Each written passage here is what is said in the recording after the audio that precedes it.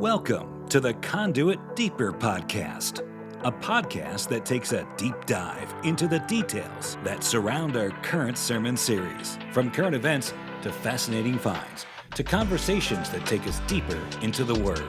Thanks for joining us. Welcome to the Deeper Podcast. My name is Mo, executive pastor at Conduit Church, joined with our lead pastor, Darren Tyler, where we want to say happy birthday. Huge miss that we do not have cake. Happy birthday, America. We can arrange cake. Cake? Can we Uber one of those? Instacart America cake? It would be fun if we had a cake by the end of this, so we could eat a piece. Right. Would you even eat it? No. No, you're eating way too clean to eat cake. But it is the 250th birthday of America, the United States of America. And I'm a bit of a history nerd. I wish I would have paid more attention, though, in my 8th grade American history class. Do you ever think that, like, as you get older, is there certain classes you're like, man, I wish I would have paid more attention to that? Because I really enjoy that. It would have been helpful. It's actually way more important than I thought it was. So maybe you went to a different school than I did, but I think back that there wasn't much to remember. Like where I grew up, it was... I've joked about it, but like our teacher was legally blind, right? Like there weren't people lining up to be teachers where I was from. Our government teacher got arrested by the IRS for sending threats to the IRS, like anti-government government teacher. But so you probably wish I would have paid better attention, but I would just get bored and start reading something else. Yeah, I mean, there's so. I mean, just as you get older, there's just so much you just didn't realize. Even just July 4th, Independence Day.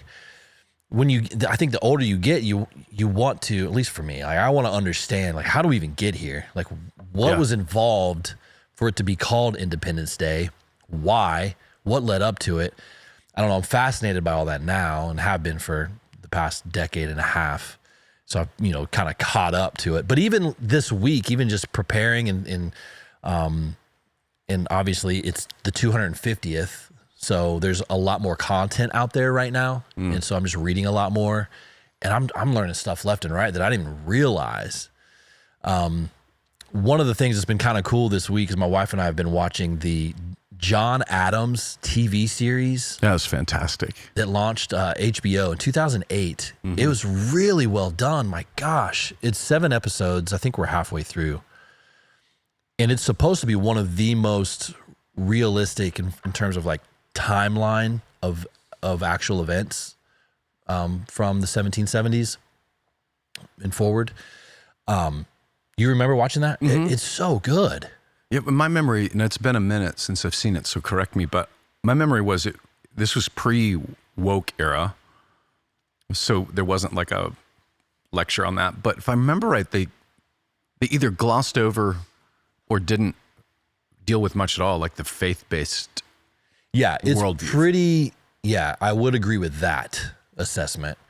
It's pretty tame, pretty vanilla on the faith aspect of some of the founding fathers. Yeah. They kind of avoid that. Which is part of why we wanted to do this episode, because history books are scrubbing that out of it, like divorcing the principles of the country that was founded from the person who created the principles on which it's founded.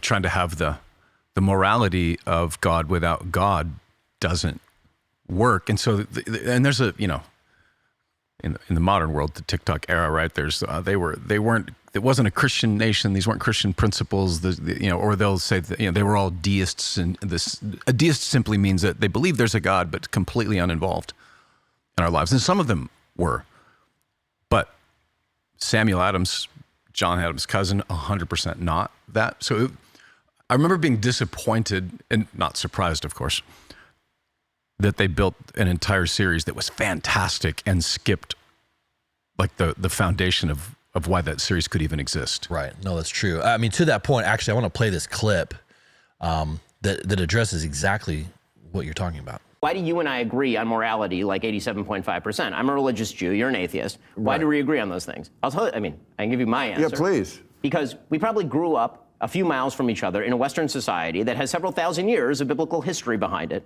And so you can think that you hit that triple and you formed your own morality, but the reality is you were born morally on third base. No, we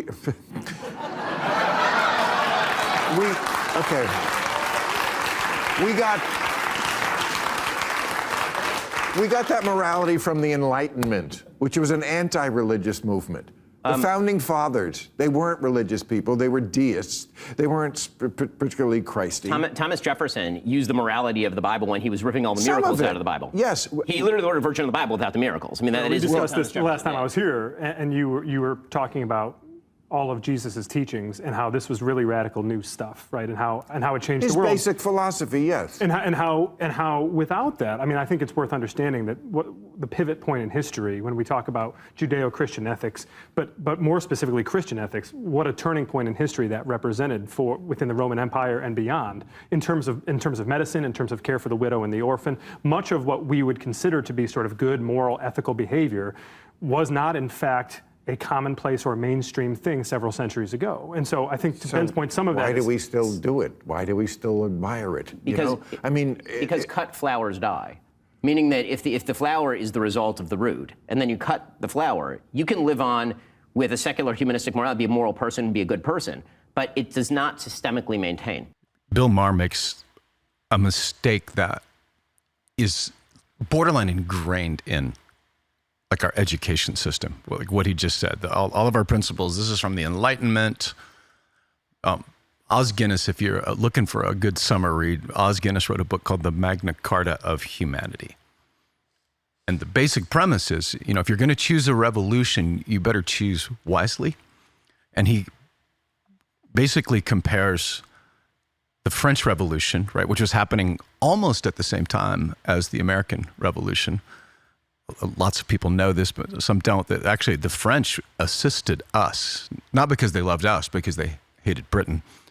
But the principle that Oz is making is that, and it's baked into the writings of Thomas Paine, Thomas Jefferson, Samuel Adams, that they were looking to the Puritan biblical Reformation that all men are created equal. Those are not principles that you can find in secularism.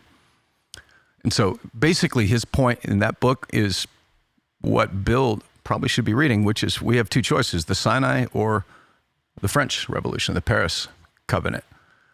It was 1793 that in the French Revolution, most people don't know this, they actually did away with the 7-day week calendar because the only place that you could find any reason for it was in the Hebrew Bible. So they switched to a 10-day work week, which lasted about 13 years, completely destroyed their economy, completely destroyed. They were rejecting, of course, the French Revolution, if you've studied it all, violence, like marked by violence, which is we want this morality, and if you don't choose this morality, we will violently force it on you. The antithesis of what you see in George Washington, even in the way that he conducted the battles and stuff, that he refused to bow to the savagery of the British folks with it. So back to what they're saying, another great read, Tom Holland, Dominion, goes back in time basically to prove that our principles, all men are created equal, was part of the Enlightenment. And then he figures out, he originally thinks it's part of the Greco-Roman, that we get our morals from that it grew out of that. And by the time he's done with this book, figures out everything. In fact, one of his like mic drop quotes is that all of us in the West, like us, are goldfish, and the water we swim in is Christianity. He goes on to say, by which I don't necessarily mean the confessional form of Christianity, but the assumptions, instincts, and values that Christianity has bequeathed to us. The founding fathers knew that. Tom Holland, history is clear about that. And we need to be more clear about that in our Christian faith, that we're at a Sinai moment in our culture right now. Are we going to go the godless French Revolution, which there's not a single one of those in history that ends well? Or are we going to, again, choose the revolution wisely, which is of Christianity? There's no doubt that our country was founded upon biblical principles. Right.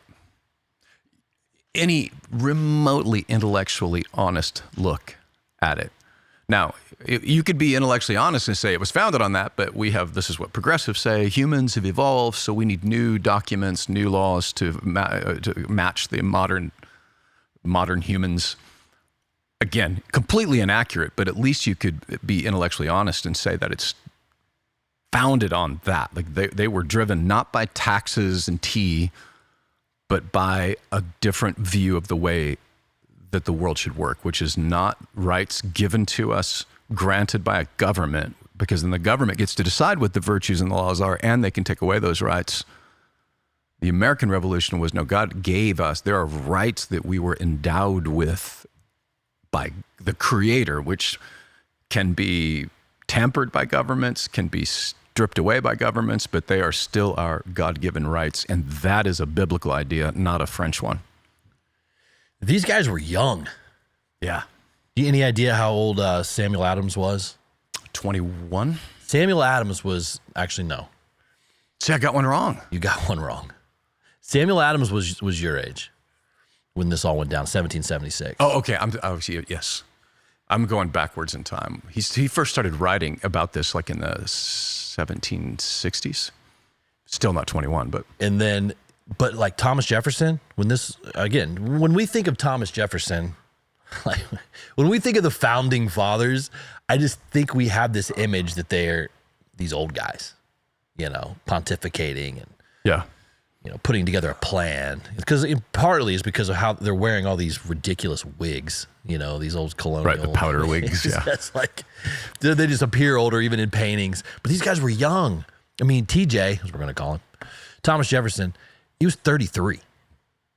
33 leading the charge. And this dude was brilliant. Yeah. Like, if just go read any of his writings, absolutely brilliant. Alexander Hamilton, 21. Your son's age. James Madison, 25. My son's age. Yeah. Like, it's unbelievable. John Adams, 40. George Washington, 44, essentially my age. Yeah.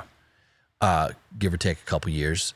These guys were in their 20s, 30s, and 40s. It was only Benjamin Franklin, who was the elder statesman, that they leaned upon.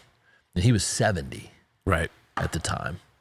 I mean, basically, you just kind of take a swath of our staff, and that's who changed the country.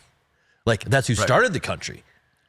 It's weird to put it in perspective how young these gentlemen were, and what I liked about the series, the John Adams series, that it really pulled in the importance of their wives, and the sacrifice they made. Yes, it was a family decision and a community decision to do what they did, and thankfully, because Abigail Adams, we have record of hundreds of letters back and forth, which gives us a historical backdrop just based on their love letters to each other. Yeah, it's really, really cool. The other thing that I've learned over the past few days is I didn't realize the order of events here. Because we've talked about this a little bit. When we say Independence Day, July 4th, I think the majority of Americans think of, oh, that's the day that the country started and we're independent from Great Britain. But there's way more going on here, and it's not actually July 4th, 1776 that was like, all right, period in time we are no longer associated with, and the war stopped, the Revolutionary War. Like, there's way more going on here. Mm-hmm. It was really, July 4th was the final draft of the Declaration of Independence. It started on July 2nd, wasn't signed until like middle of August. So, I mean, and you got to remember, like, it wasn't like they sent an email to everybody. Right, a group chat. Check your WhatsApp. I mean, these Slack channel. People had to travel back and forth. What I guess to Philadelphia. Mm-hmm. There was, they had, they're doing drafts, handwritten drafts. Right. back and forth. Like, it took time to get everybody on the same page. And so the idea of July 4th was cemented just because that was the final version. Yeah. And by the way, not signed on July 4th either. Yeah. Signed on August 2nd. Yeah. Is when the delegates signed the final copy of the Declaration of Independence, which is the one that you'll find in the National Archives, which I'm so glad I got to see a year ago this week. Got to see that with my own eyes. Really, really It's amazing. I believe it was a Thomas Jefferson letter to Abigail that he thought, it was either him or Adams, one of them, but they thought that July 2nd was going to be the day, because that was the day that it was finished, and then it was like there's going to be celebrations, and he thought July 2nd, and then you're right, they appointed this Congress of people to come together. Little known fact that I learned in Eric Metaxas' Revolution book was that Samuel Adams was the one that they originally asked to write the first draft, and he passed on it because he had been writing and talking about independence for 15 years and was not popular, because people, kind of like what we've experienced, when you're the first one to speak out on something, you're the one that takes the arrows for it. And he started speaking out in letters, in writings. planting the seed of independence, which most of the colonists at that point viewed themselves as British. Like they would have viewed this in some ways as like a civil war, not a revolutionary war. Yes, absolutely correct. The loyalists, right, versus the patriots. But yeah, Samuel Adams didn't want to taint it with their version of podcasters calling him out, whatever. So Jefferson wrote it, but he pulled heavily from the work of Thomas Paine, of Samuel Adams. And then, July 4th, they get together. Finally, they get it finished, but then they got to send it to the printer, right? Yeah. Handwritten, but they got to print it. And it's not like, again, go pull this off. Yeah. Is there ink in the printer? Let's hit the print button. Stuff takes time. Yeah. It was John Adams that wrote to his wife, Abigail, that July 2nd would be the date celebrated by future generations with pomp and parade. Missed it by a couple days. Yeah. Close enough. You got the pomp and parade part down. Just on the 4th. Right. The other thing I didn't realize is that, do you know the answer? Okay, so we're going to quiz Darren now. Oh, man. You're usually pretty good at these things. Yeah, but... You always steal my thunder. Well, you stole mine on the first one, so let's see. Okay, so how long between July 4th in the signing, let's say it says August 2nd, how long until George Washington becomes president? Actual appointed president? Yes. 76, 4 years. 13 years later. It was 13? Did you know that? Oh, Did you realize that? No, I thought, yeah, you're right. I didn't know that. 13 years go by before he's the president of the United States. Yeah, it's funny you say that, because I remember it now, because when the cabin on our property was built in 1794, I was doing a deep dive on what was going on in the country at that point. And Tennessee wasn't a state yet when that cabin was built. Wow. And if I remember right, what I remember reading was that Washington was not yet president. We didn't have a president yet. Again, in my mind, yeah, it's like, we signed the Declaration of Independence. All right, who wants to be president? George, you're the man. You're the president. Right. Nope. Didn't happen like that at all. There was a Continental Congress for the first 4 years after they signed, a Continental Congress. So it was this Congress that acted as a de facto national government that oversaw the United States. They switched it from colonies to states. No formal constitution. So that was for 4 years. And then it went from there to the Articles of Confederation for another 9 years. So they put together another formal government document to help establish order. And it was just a representation of each individual state. It didn't really federalize until 1789, where they implemented the Constitution. Right. So there was phases to this, and quite frankly, the Revolutionary War wasn't even officially over for like another 8 years. after they signed Right. the Declaration of Independence. There was still skirmishes. There was still battles for another 8 to 9 years. Yeah. Off and on. That until Great Britain finally relented and accepted. This is Right. this is the final, the final straw, the final document, the final acceptance of Independence Day. It wasn't for another 8 or 9 years. I just accidentally was reading a book called The 12 Diseases That Changed the World. Accidentally reading a book. Well, it just sounded fascinating. I'm like, I didn't mean to start it.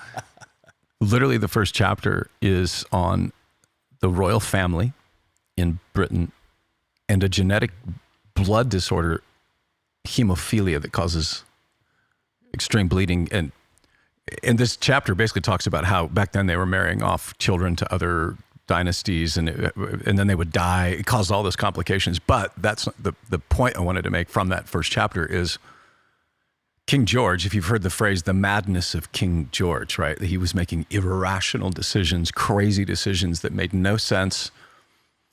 And one of the symptoms of this blood disorder is cognitive abilities.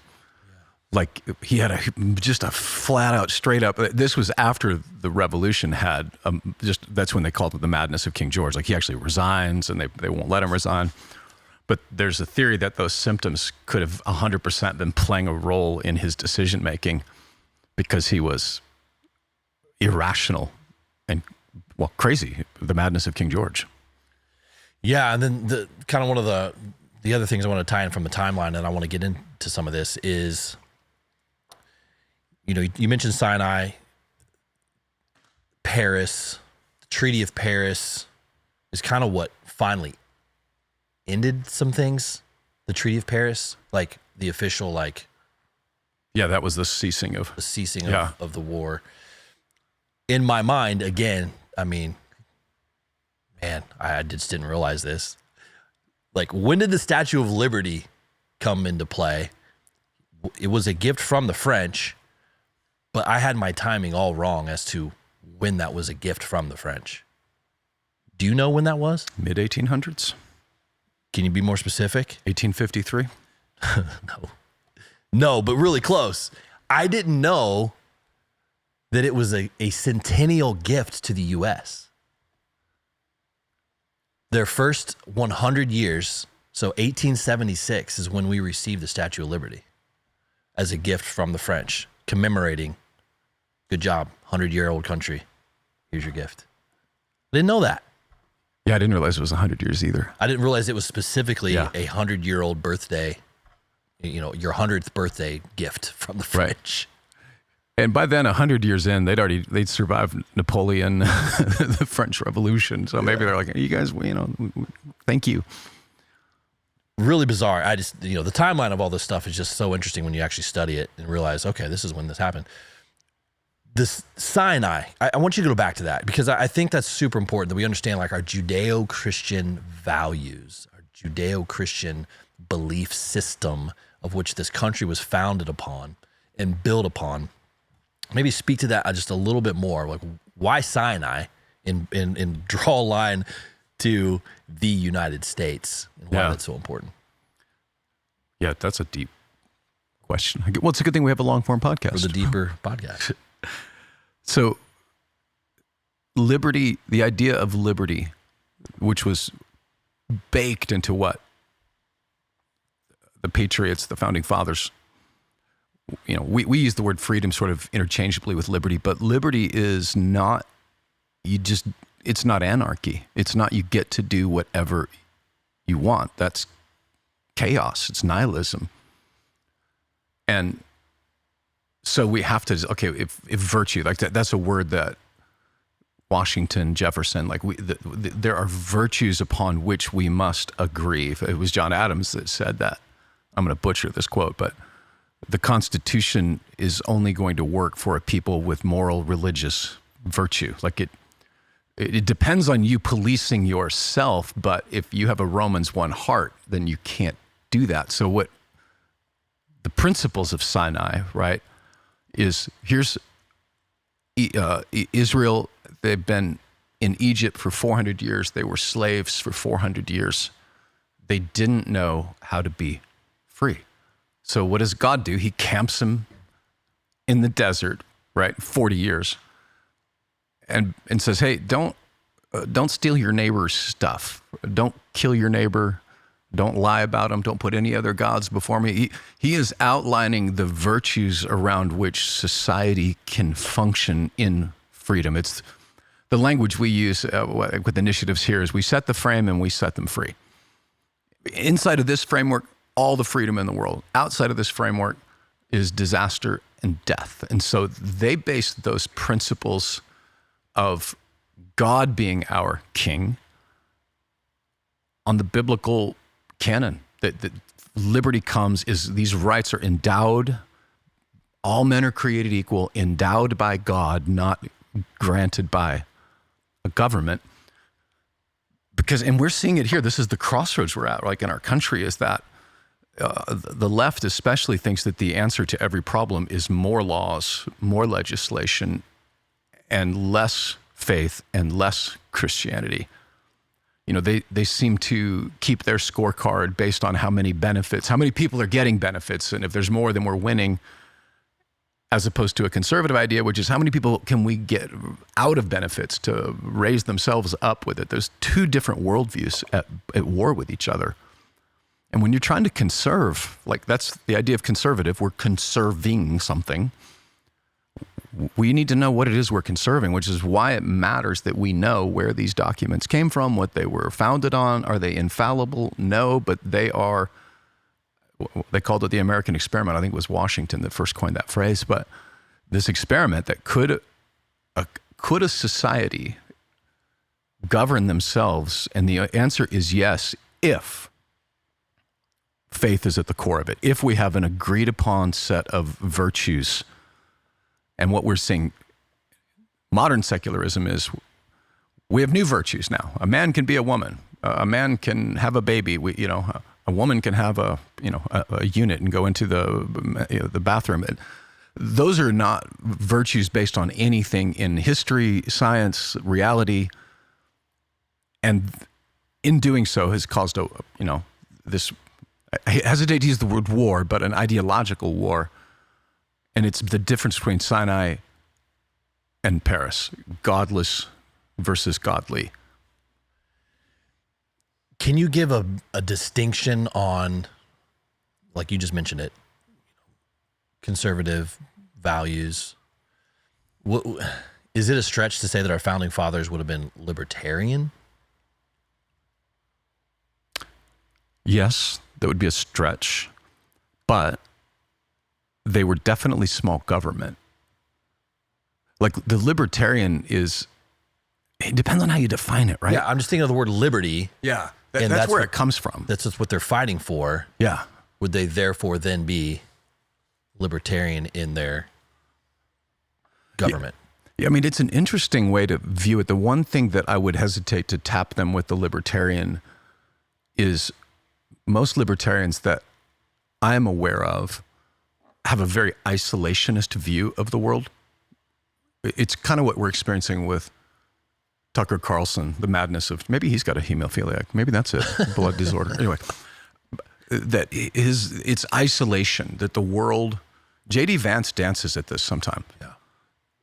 It is a naive view of the world in that we can take care of ourselves. America first, as a budgetary, as an idea, is not a bad thing, but it can't be America only, because what happens if we do that is other countries who don't share our morals, who don't share our values, and by the way, are opposite of that, whether it's Islamic radicals, the CCCP in China, communist Russia, for them, power, land is power, goods are power. So I wouldn't view the early days of the American experiment as isolationist, because we were working with Britain and France and other nations around the world. Like that was working in partnership with other nations around the world. So if libertarian means small government and the government has a very limited role, then 100% yes. But if it's isolationist, then no. I learned something new again this week. about an appeal to heaven flag. Are you familiar with this? Yes. Oh my gosh. How did I miss this? It's so cool. Right. I saw it on the series we were watching, the John Adams series. Yeah. It's kind of in the opener. It's flying an appeal to heaven flag. It's like, well, that looks really cool. What is that? It's the motto is derived from the English philosopher John Locke. In a book he wrote, he argued that when government violates the natural rights of its people and there is no earthly judge to appeal for justice, the people have a right to appeal to heaven, effectively to take up arms against tyranny. I love that. Mic drop.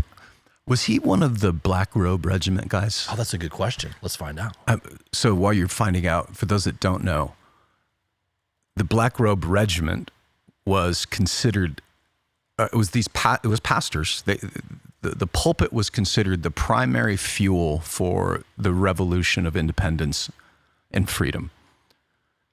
So when you look at pastors today who hiding behind the Johnson Amendment, that we can't talk about politics, I was talking with somebody yesterday who works in DC, and he was saying in a lot of closed rooms, there are a lot of pastors that actually like the Johnson Amendment because they get to hide behind it and say, I can't say anything. And it feels like a very convenient, cowardly out for it. But we would not be a nation today if it wasn't for pastors who were courageous, using their pulpits to instill the ideas and inspire the hunger for independence and freedom that we are naturally endowed from God. John Locke was not part of that, but I loved that the appeal to heaven phrase. Yeah. It sets things in order in a kingdom mindset. Right. Funny enough, I'm just learning about this like 2 days ago, and I start Googling how do I order one of these flags or something. It's like so cool. Anyways, I'm pulling out of my neighborhood onto the main road, and there's a house like 2 doors down off the main road that's got one hanging from their house. Huh. Was it brand new, or did you just drive by and hadn't noticed it? I'd never seen it before. Maybe they had just put it out probably because of the 4th. But my mind was blown. I'm like, I've never seen this before. And then all of a sudden, within like 24 hours, I see it like 3 different times. I love when that happens. Well, the good news, right, for that is it's kind of like in the COVID era, those that weren't wearing masks, you could find your people. Like, oh, you're one of us. You should meet your neighbor. Yeah, it feels like they're one of you. If they get that flag, because that's such a specific, it's such rare. Yeah. But unfortunately, if you do a little bit of research, in 2020, that flag got co-opted big time. And it is now associated, and maybe it's waned a bit. Oh, no. It's been co-opted by the far right Christian nationalists. Oh, okay. Yeah, so that may not be a neighbor you want to meet then. I don't know. I mean, maybe they, I'm giving them the benefit of the doubt. Okay, that's good. They're neighbors. For the right reason. Be a good neighbor, Mr. Rogers. But, it has been co-opted. And so a lot of people are associating that with the far right Christian nationalist movement and tied to a lot of NAR movements. So something that you brought up there that is worth talking about is there's the far left that has a vision for America. And then there's I believe Jeremy Boring's been calling him the dissident right. I don't know if he coined that phrase, but that feels like the woke right feels like it is what it feels like what it is, which is an insult that you can't really respond to. But dissident right feels like, okay, that they are going dissident. But what I'm getting at is in the revolution, in fact, the reason that even slavery continued after the revolution wasn't because the northern colonies thought it was biblically accurate or true. It was that they had to compromise on this because they had to unify to overthrow the British, basically kicking the can down the road. Absolutely what that was.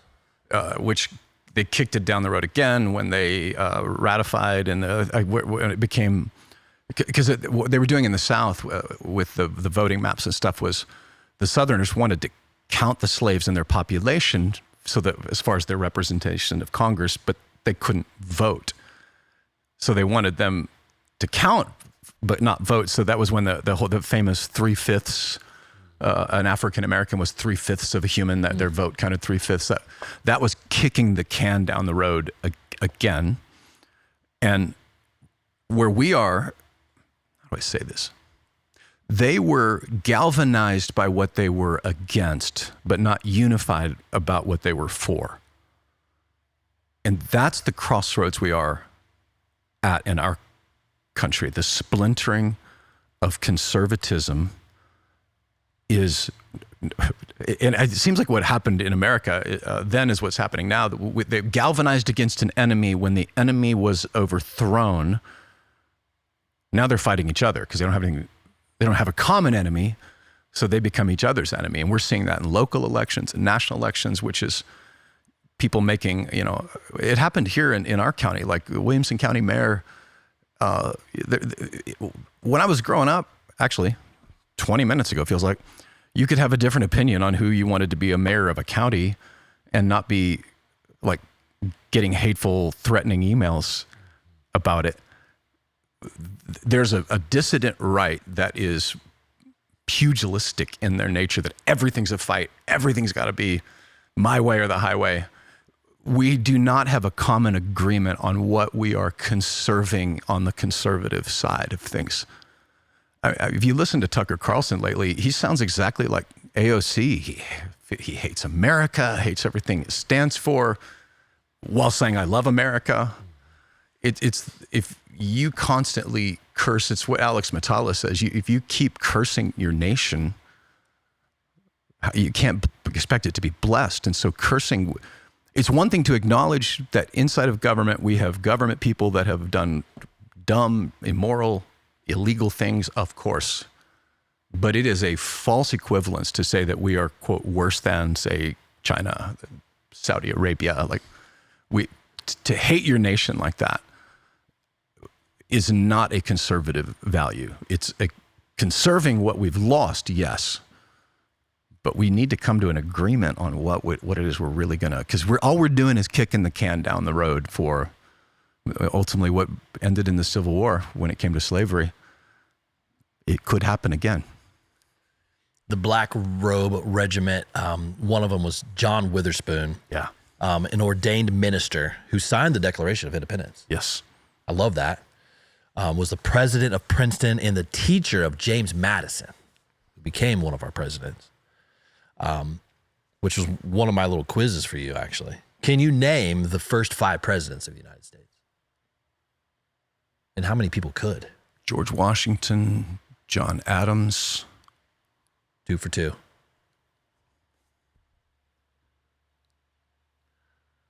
We're waiting with bated breath. Those listening, Darren is combing through his archives. Because didn't John Adams win a second term? And then, no, because George Washington had 2, but he refused a third. Then John Adams, was it Samuel Adams? Nope. Okay, I'm done. I'm done looking dumb. You got the first 2, George Washington. And so John Adams was the first vice president. Right. He became the second president after 4 years. TJ, he's back on the scene. Thomas Jefferson. President number 3. I mean, heck, I have cash. Okay, sorry.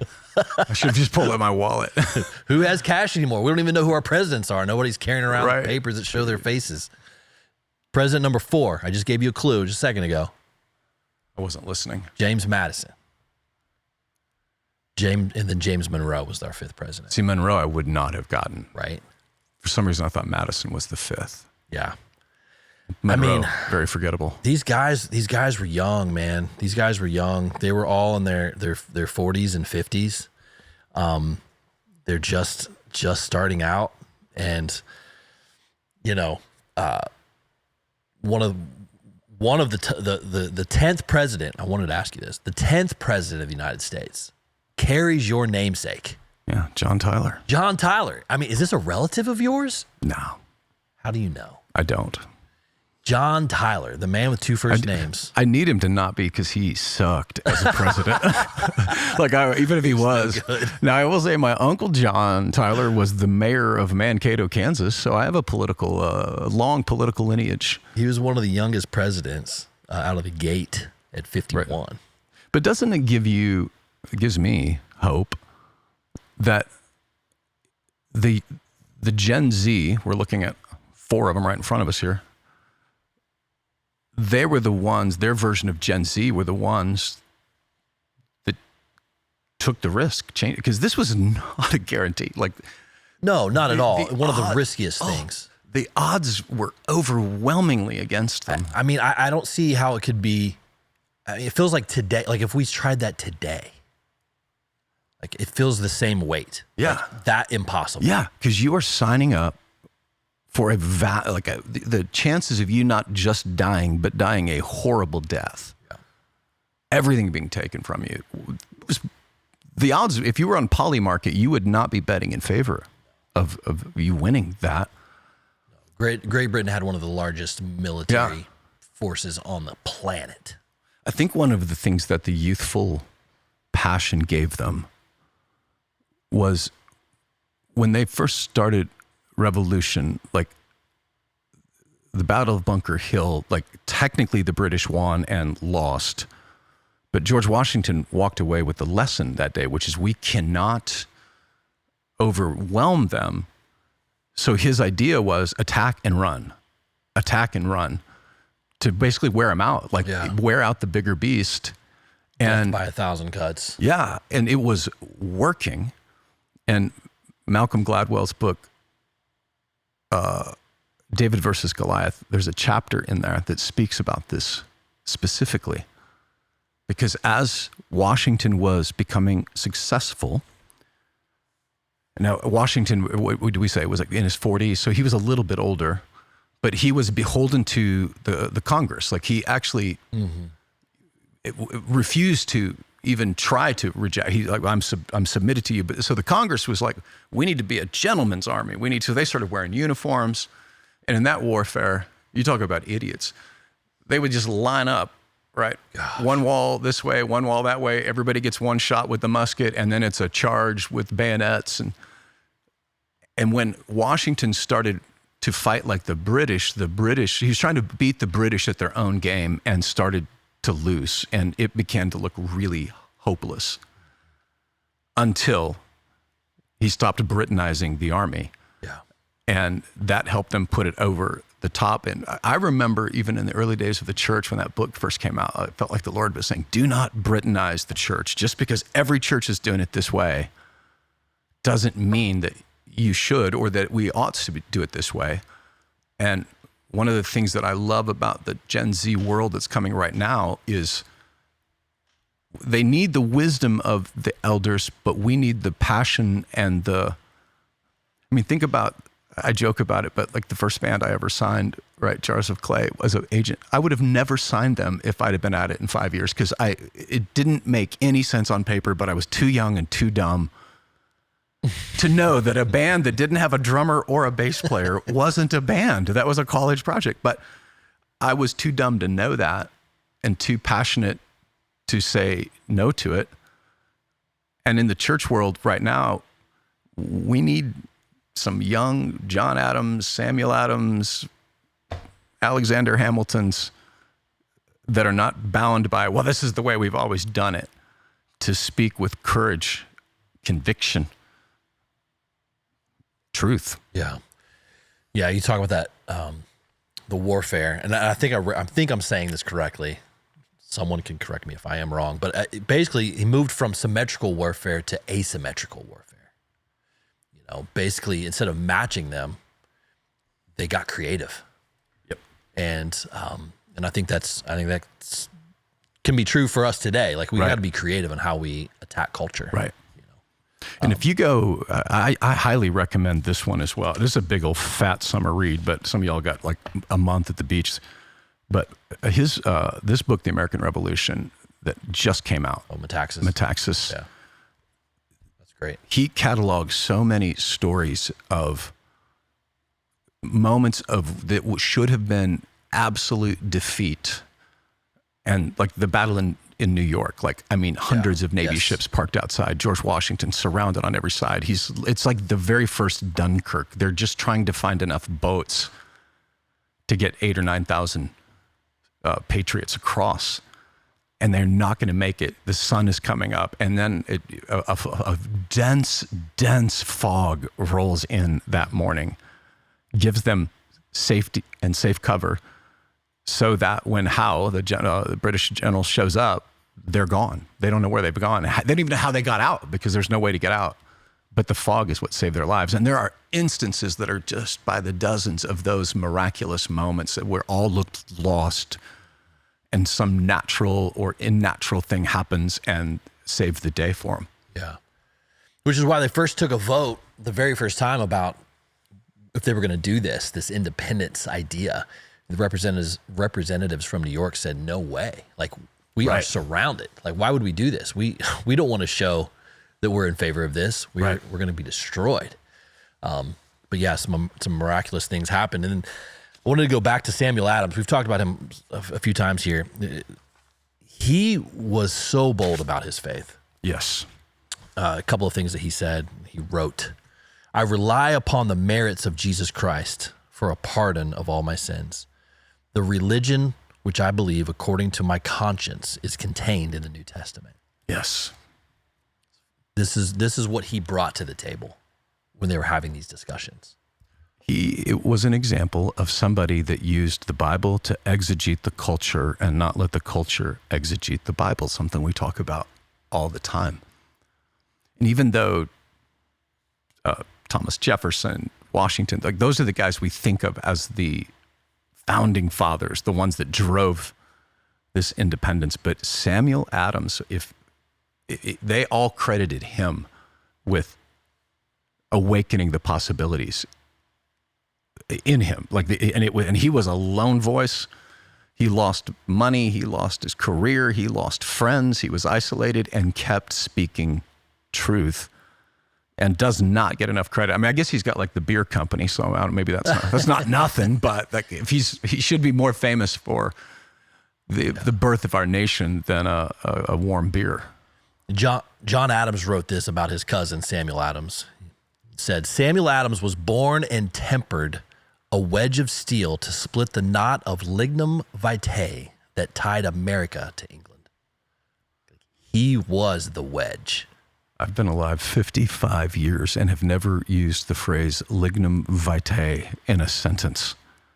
That's impressive. Split the knot. Impressive. That tied America to England was Samuel Adams and his bold faith. Honestly, like he was, for lack of a better analogy, he was the tip of the spear. Yeah. To really push his community, his friends, they were all friends. That's what I liked about this, going back and watching some videos and some documentaries, is like these guys did life together. Like they were in community together. Yeah, they weren't complete strangers, right? They were friends. When I think back to the early days of 2020, March, April, you and I are spreadsheets and like charts and trying to figure out what's going on. And I remember how naive I was that when good news started happening, that people would be so excited. Like the first time I remember experiencing this was when a report, if I remember right, it was in the Atlantic, but YMCA never shut down their daycare ever. No masks, no nothing, and no outbreaks, no cases, no. So I'm like, this is amazing news. Like this isolation thing, I remember sharing it, and I'm just getting scorched on social media, right? Because of being dangerous. But what I remember the most was weirdly how galvanizing it was, but also unifying for those of us that were awake at that moment. And one of the lessons that I took from that also, though, was not to be so belligerent that people who didn't immediately understand couldn't find a way to come to our position. Like things that we would have said all those years ago, like it was the Wuhan lab and oh my God, there's no proof of that. Like now that's accepted wisdom. But the truth poking through accepted wisdom is almost unanimously, historically rejected by the population. And so somebody has to go first. It's the men of Issachar. They understood the times in which they lived and knew what they ought to do. That's what I felt like we were. And it really sucked, right? It hurt to get, phone calls and text messages from friends that I thought knew me that didn't, and you were getting the same thing.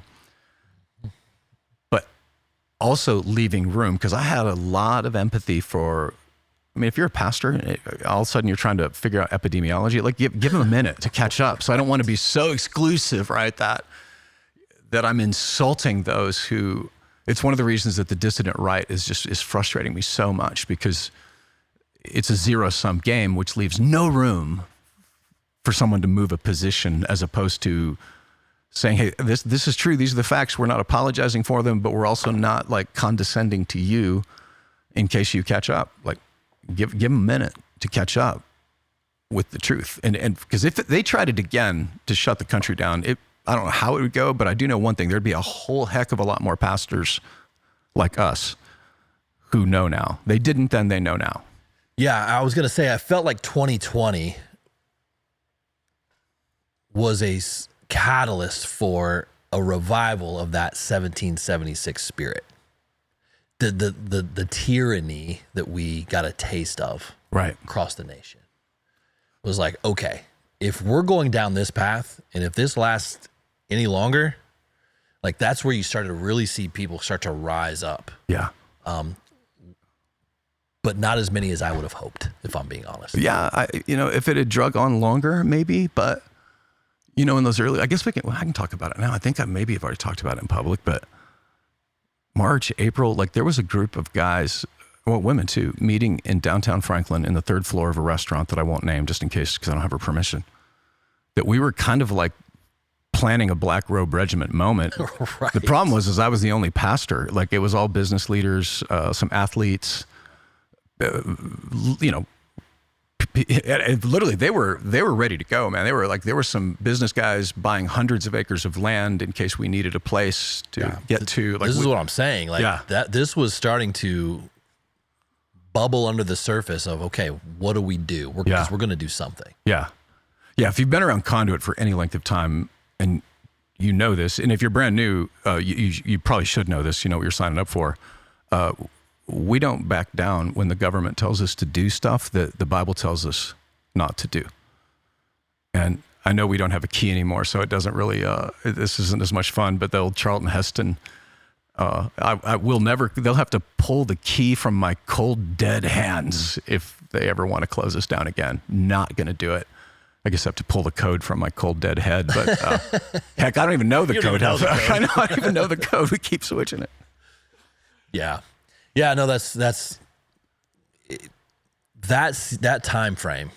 I think just it really drew a line to where people are, and really invigorated those that maybe were asleep a little bit. Yeah, it's like, okay, what do I believe, and will I stand for this again? And to that, as I know we're wrapping up, it's why as believers, what we're against can galvanize us, but what we're for can unify us. And we don't unify around a lie. That's called delusion. That's what the secular humanists want. And in some ways, the dissident right, like we're going to unify around this delusion. That's not unity. But we need to know in the core of who we are, what are the virtues? Where did they come from? And live them. Way better than preaching them is living them. It's one of the things that Washington, his name will be forever remembered, right? Because he lived by a set of principles, not a bunch of policies that he wanted to enact. So when they wanted him to be a king, he said no. He could have easily kept winning elections and said no. And King George, the madness of King George, when he heard the news of this, again, I'm going to butcher the quote, but if that's true, he couldn't even grasp the idea that it was true. If that is true, he will be the greatest man that ever lived. But that didn't come out of George Washington's brain, out of his culture. It came out of George Washington's faith. And being able to hold on tightly to our faith and loosely to our government it's our path forward. Like, we need more young Thomas Jeffersons. We need more young Abigail Adams. Like, we need more of them speaking boldly and knowing that it's going to cost them something. But the cost of silence is far more devastating. Yeah. That was fun. It wasn't that much fun. I got 3 questions wrong. Like, I know. Well, it's good for me. It's good. Keeps you humble. What are you doing this weekend? You blowing things up? We're going to a couple of, so we're not really party throwers. I know that you're not really surprised by that, but a couple of little 4th of July things on Saturday. And honestly, we're starting to pack because we're getting ready to move. Yeah. So I'll be celebrating with some boxes. Yeah. Well, what about you? What the Tiemans? The pool going to be open? Oh yeah. We're gonna pool, fireworks. You know. I got little grandbabies now, so we do the fun little stuff too. So we're talking hillbilly elegy fireworks here. So we're talking like just firecrackers, sparklers, snakes for the littles, and then me and the boys, we'll throw up some big uns. You go buy like a value pack from in the neighborhood, which our neighborhood is right on the line in the county versus Franklin City, and so we can, but like the neighborhood like across the way can't, which is part of my liberty. That's right. Part of the give freedom. Me liberty or give me death. Give me fireworks. But one thing that I do almost every year, and this year for sure because it's the 250th birthday, and I encourage anybody that can watch this movie to watch. It's my favorite movie of all time. I already know what it is. It's the number one. Somebody always asks, what's your favorite movie? Without reservation or pause, I answer, The Patriot. It is one of the greatest movies of all time, in my opinion. It's my style. It's the content, the history. I just feel like it's so well done. I've memorized almost every line in the whole movie. My wife gets so annoyed watching this movie with me. So that's me with Tombstone. That's you to Patriot. Yeah, absolutely. So good. I don't know what streaming service it's on. I can't recall, but if you're looking for a fun little movie to watch around this time for 4th of July, The Patriot is, I'll be watching it. Yeah. It's awesome. So fun. Happy 4th. Thank you for watching. Be safe, blowing things up this weekend. If you get a chance to join us on Sunday, we'll be here, except for the 5 p.m. Obviously, we'll be spending some time with our families this weekend, but we'll be back on track this next week. Looking forward to meeting again. And if you have any questions about anything that we're doing, follow us at ConduitChurch.com, specifically on our YouTube channel here. Just subscribe. And then also on our Instagram. All of our ministries are found on Instagram. So just search Conduit, specifically Conduit Church, and follow along what's going on there. Until next time.